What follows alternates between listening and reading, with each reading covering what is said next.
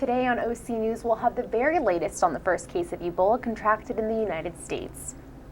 Get ready to stop, drop, and roll as it's time for the Great California Shakeout. And Cal State Fullerton got mobbed, flash mobbed, and these are not your average college students. All this, weather, and sports straight ahead on OC News.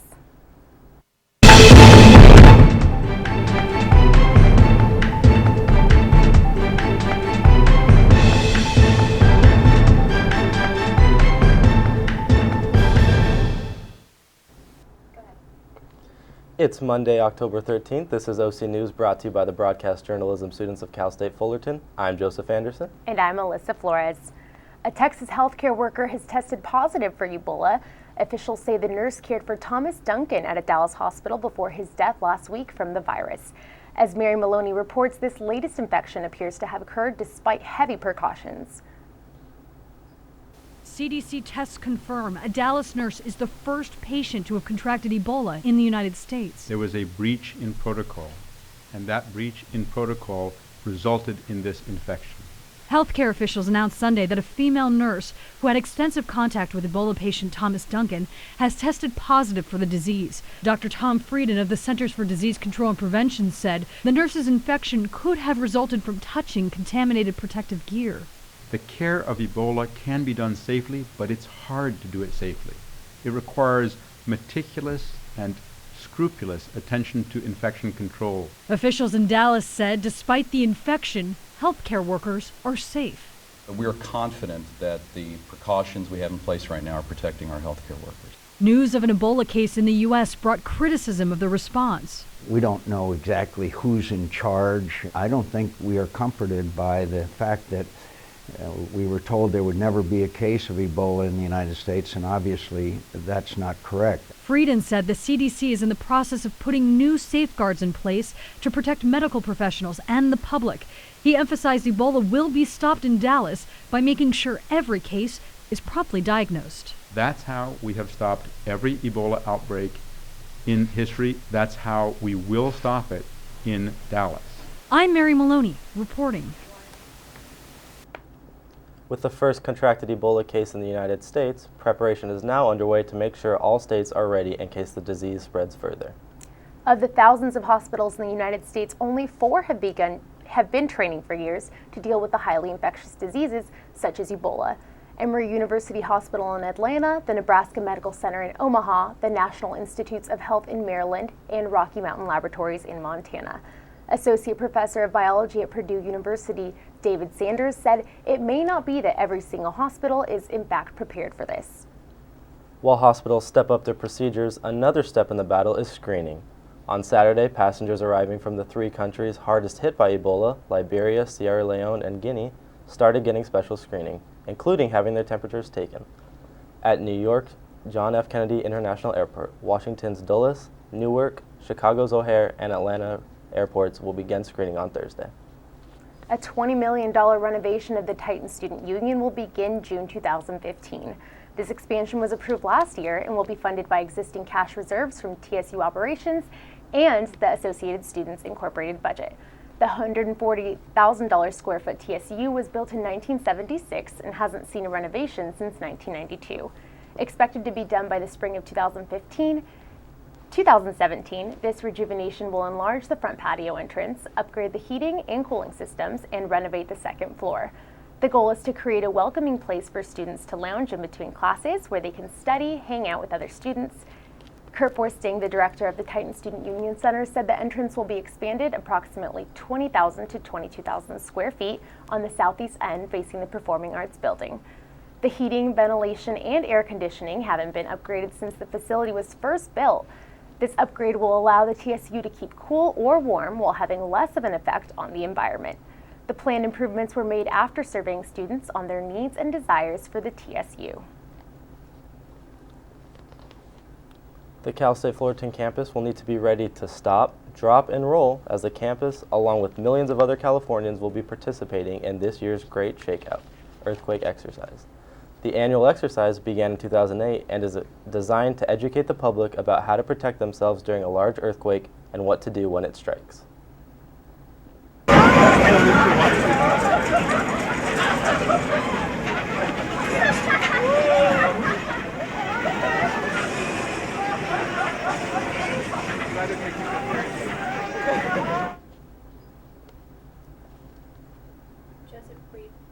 Anyone on campus Wednesday will be able to experience an 8.0 magnitude earthquake in a quake cottage in this video.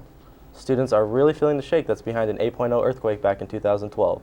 The quake cottage will be in the quad from 11 a.m. until 2 p.m. Wednesday, and Thursday's shakeout will begin at 10:10 a.m. That sounds like a lot of fun. I know, we should go. I know it's an earthquake, but it looks really fun. I gotta check it out. There's big news coming out of the Vatican. Here's Liliana Mota with today's world news. Thank you, Alyssa. Is the Catholic Church becoming more accepting of homosexuals and divorced Catholics? The Vatican released a report today saying the Catholic Church is slowly changing its views on gays and divorced Catholics. The report comes after a meeting with Pope Francis and about 200 bishops, cardinals, and priests discussing the topic of the family. The Vatican says gays have beneficial qualities to offer the Catholic community. The concept of family was just one topic discussed at the meeting, along with divorce and remarriage. The bishop's report does not change church doctrine or practice. At the beginning of his papacy, the Pope set out to make the Catholic community more open-minded and accepting, drifting away from condemnation of unconventional family situations. A survey launched by the Pope last year suggested many Catholics did not agree with church teachings on topics such as sex and divorce.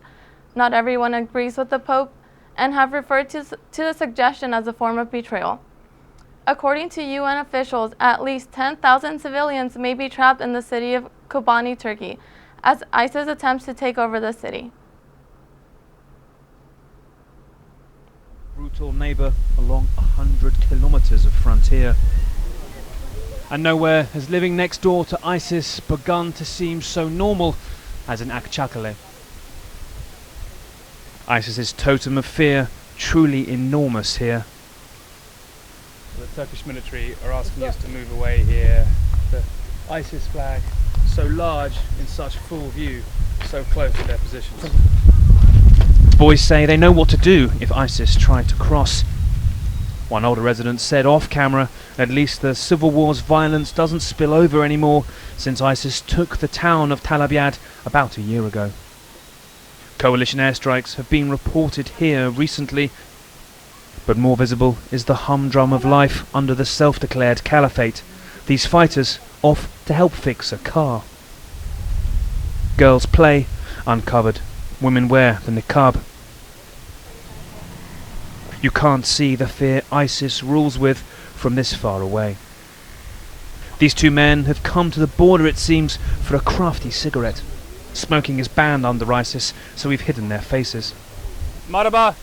We say hello. They wave back. We ask how life is. Good, he shouts. True, only to a point, as ISIS might kill us all if we crossed over to talk more. The Turkish army aren't happy. How could they be? Life here darkened, perhaps for a generation. Nick Payton-Walsh, CNN, Akçakale. The battle for Kobani has intensified since ISIS has taken over the Iraqi base. Rebuilding Gaza could cost nearly $4 billion. U.S. Secretary of State John Kerry announced an additional $212 million in efforts to rebuild Gaza. The new aid brings U.S. contributions to a total of $414 million. Global donors met at a conference in Cairo yesterday to fundraise money and help Gaza. The city remains destroyed after the Gaza-Israel conflict this past summer. Qatar pledged to donate $1 billion. The governments of Egypt and Norway convened the conference. Kerry said fundraising should not be the only focus, but global donors should work together to help Gaza rebuild their government and give civilians a better life. That does it for today's World News. Thank you, and back to you. After the break, will we finally be able to enjoy some fall weather? And all the nominations for the American Music Awards.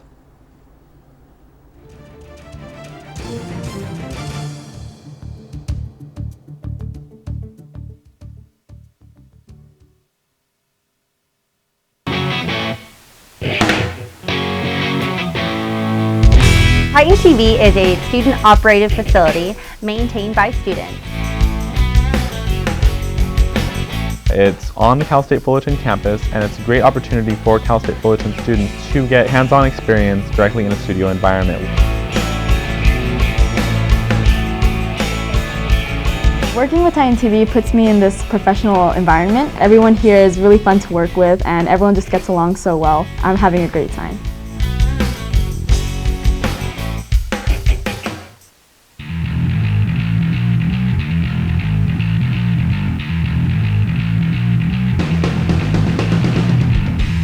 Titan Radio is Cal State Fullerton's own radio station located in the basement of Oakland Library.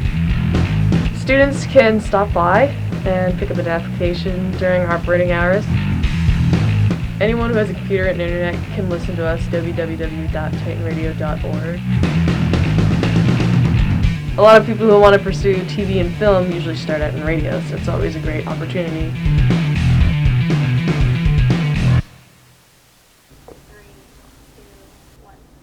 Looks like we are finally feeling some relief from this heat. Let's find out more. Here's Tiffany Tellez with this week's forecast.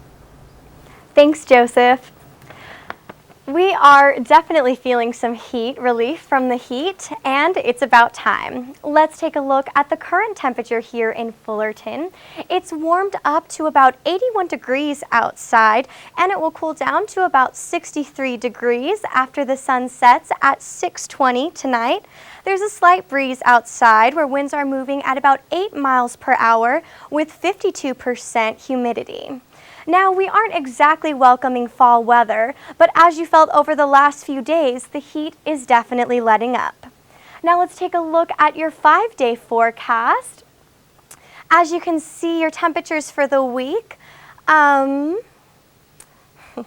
highest temperature today is 83 degrees, and it's looking partly cloudy for the rest of the week in the upper 70s. Now, let's take a look at the Inland Empire. It's a little bit sunnier in the IE. Notice the temperatures for today and tomorrow are warmer, 90 and 86 degrees. It's looking to cool down, be a little bit more partly cloudy with highs of 78 and 90, even 80 degrees on Friday. As we welcome cooler temperatures, let's see how it's affecting the coastal temperatures. It's looking partly cloudy and in the low 70s all week long. Today's high is 75 with a low of 63, and it's looking to cool down to about 71 and 72 degrees with lower temperatures in the 60s. Now, let's take a quick look at tonight's national forecast. As you can see, temperatures continue to cool down here in Southern California. Temperatures are in the low 60s. And the same goes for Phoenix and Las Vegas. Now, over here in parts of the Midwest, South, and East, they're on heavy rain and flash flood warnings tonight and for the rest of the week. As you can see here, severe thunderstorms are beginning tonight from New Orleans to Atlanta to Memphis and will continue all the way up to Chicago. The surrounding areas here in St. Louis are looking at about 3 to 5 inches of rain between tonight and tomorrow's thunderstorms. That's your weather forecast for today. Have a wonderful Monday and enjoy the rest of your week. Joseph, back to you. Here to talk entertainment from award nominations to Fall TV is Monse Jimenez. Thanks, guys. This weekend was full of entertainment news, so let's get down to it. The 2014 American Music Award nominations were announced this weekend, and newcomer Iggy Azalea leads the categories with 6 nominations, including Artist of the Year. The Australian rapper is the favorite to win Single of the Year with her summer hit song, Fancy. Other nominees include fan favorites such as Katy Perry, Luke Bryan, Beyonce, and One Direction, as well as nominations for new and upcoming artists like Meghan Trainor with All About That Bass, Sam Smith with his chart topper Stay With Me, and 5 Seconds of Summer with She Looks So Perfect. You can vote for your favorite artist starting now on Twitter up until the day the AMAs air live on November 23rd. This weekend at the box office, there was a showdown between 2 blockbusters to take the top spot. New action movie Dracula Untold almost beat out established Gone Girl as the top movie of the week, but came up short. Gone Girl continues to make the most of this weekend at a solid $26.8 million, while Dracula Untold debuted not far behind with a $23.5 million. The box office rounded off with Alexander and the Terrible, Horrible, No Good, Very Bad Day, Annabelle, and The Judge. Fall TV got a new and very highly anticipated addition to its lineup, with The Walking Dead coming back to the air just last night. This new season has fans already worldwide trending all over Twitter, Facebook, and all other social media. Amanda Bynes has placed herself into a rehabilitation center once again. She checked herself into a center in Los Angeles after checking herself out just a couple months ago. Her last day in rehab was roughly 6 months before she left and went back to her destructive behavior. Her check-in comes days after her scandalous tweets claiming that she was abused as a child by her father. Bynes' mother went to the media to clear the rumor, stating that it was untrue. The next day, Amanda Bynes herself went onto her Twitter and stated that her previous tweets were not true. That'll do for entertainment today. Back to you in the studio. Still ahead on OC News, Cal State Fullerton's men's soccer team is celebrating another big win. We'll have the details. And they took over the quad of our campus. Get ready for a flash mob with a twist. This one you just have to see.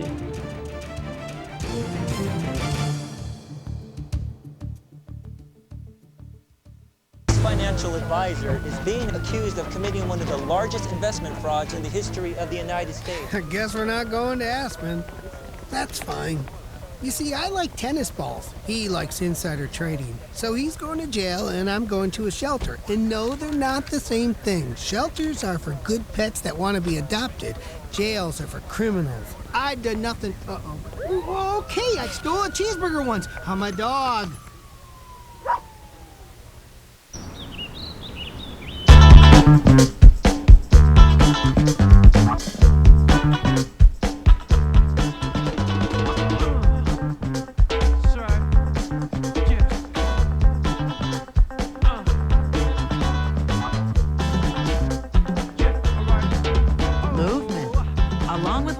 It's one of the many ways to fight osteoarthritis pain. For more information on managing pain, go to fightarthritispain.org.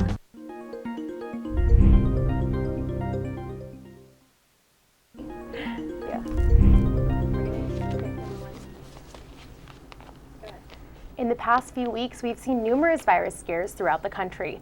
Not only has Ebola entered the U.S., but we are also seeing young people come down with a respiratory condition called enterovirus D68. Take the flu season and add in enterovirus D68 and a very small threat for Ebola, and you've got yourself a real virus storm. So how can you tell the difference between all these viruses and their symptoms?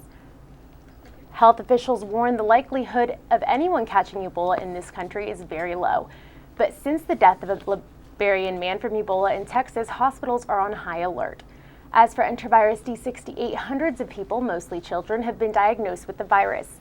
Although it's not usually known to cause severe problems, some children with immune system or breathing problems are having severe reactions. The Centers for Disease Control and Prevention say 6 children have died while infected with the virus. So how can you tell which is which? All 3 come with fever. Ebola symptoms are, however, far more severe, with heavy sweating, diarrhea, vomiting, stomach pain, and unexplained bleeding or bruising. Doctors say unless you've been in close contact with someone with Ebola, you cannot catch it.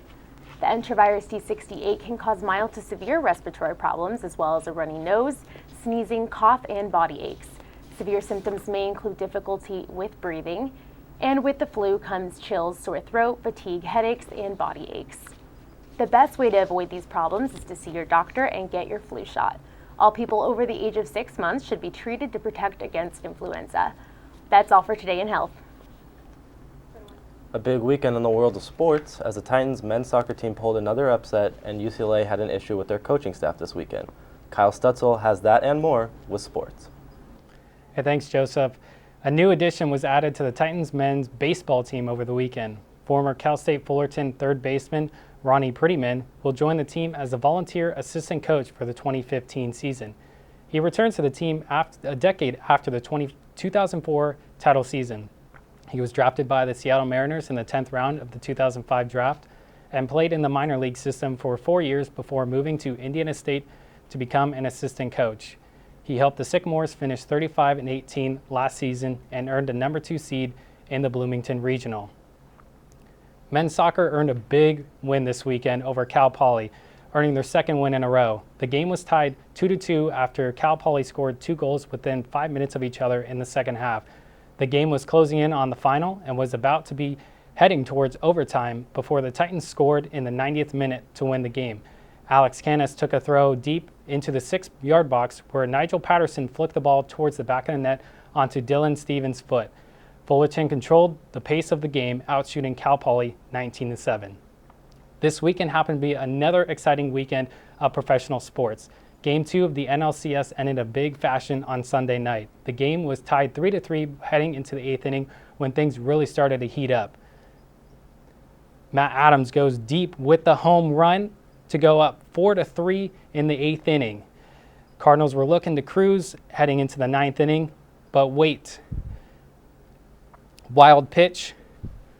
Duffy comes around third base, rounds and comes home, scores, ties the game. San Francisco has first and third heading up, but then Cardinals put them out of their misery with big Yahtzee from Colton Wong hitting the game-winning home run into right field, and Cardinals ended up going on to win this game 5-4 with a walk-off home run. The series is now tied 1-1, and we'll be heading back to San Francisco on Tuesday. The NHL got underway on Wednesday for the 2014-15 season, and the Ducks started out with the flop in Pittsburgh. Frederick Anderson got the nod against the Red Wings Saturday, and Getzlaf helped power the team to a win. So Gustav Nyquist puts the goal in for 2-1, but then Getzlaf on the forecheck passes Matt Bolesky. He scores. Game is now tied, and now with 30 seconds left in the game, Getzlaf powers down the line, turns the puck over, goes to his backhand, shoots top shelf in the prime real estate as Getzlaf scores the game winner. But if you take another look, this could have been called a tripping, as Coach Mike Babcock was furious about this call. But nonetheless, the Ducks ended up getting their first win of the season and moved to 1-1. In the NFL, the Chargers played the Oakland Raiders, and it turned out to be a much better game than everyone had expected. So we start off with Derek Carr going deep to Andre Holmes for a 77-yard catch to start out the scoring 7-0. And right after this, the next drive, Eddie Royale catches a 29-yard pass from Phillip Rivers to make it 7-7. So in the next ensuing drive for Chargers, a nice 5-yard pass to Malcolm Floyd, which makes it go 14-7, and the team's headed tied into the half with 9 minutes in to the third.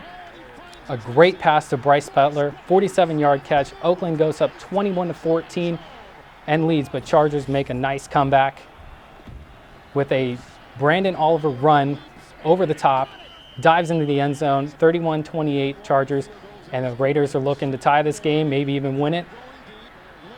But wait, interception. Jason Verrett, rookie for the Chargers, picks off Derek Carr to end the game. The Raiders, once again, are winless throughout another week, and the Chargers move to a league best 5-1. UCLA, on the other hand, didn't have such a good weekend, especially the coaches. Jim Mora and defensive coordinator Jeff Ulbrich got into a heated argument on the field against Oregon as they were failing to control the Ducks defensively. The incident occurred after a 7-play, 72-yard drive that put Oregon up 15-3. That's when Ulbrich decided he was done with Mora and handed over his play card and ripped off his headset out of frustration. They really haven't been seeing eye to eye, and Mora has been a defensive coordinator in his career. The two coaches downplayed the incident at the press conference and have since moved on from the incident. Well, that's it for sports this week. Back to you guys. Members of the Cal State Fullerton Osher Lifelong Learning Institute performed a flash mob on the central quad of campus today, much to the surprise of students and staff members. It